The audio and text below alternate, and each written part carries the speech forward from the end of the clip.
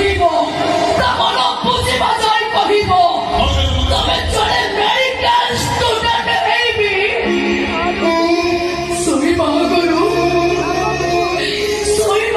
ଯୋ ମାଆଙ୍କ ପାଦରେ ରସୁଣ ସୋରିଷ ତେଲ ନଘଷିଲେ ତମ ଆଖିକୁ ନିଦ ହୁଏନି।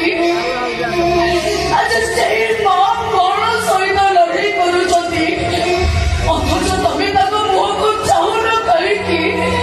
କାହିଁକି ତମେ